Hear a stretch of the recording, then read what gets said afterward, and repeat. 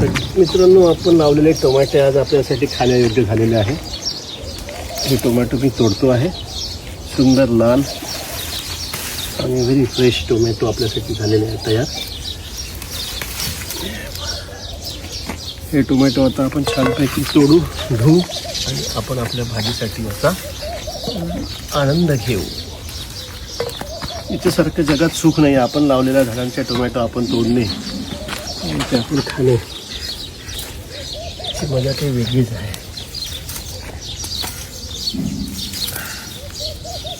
सुंदर लाल कलरचे सगळे टोमॅटो झालेले आहेत.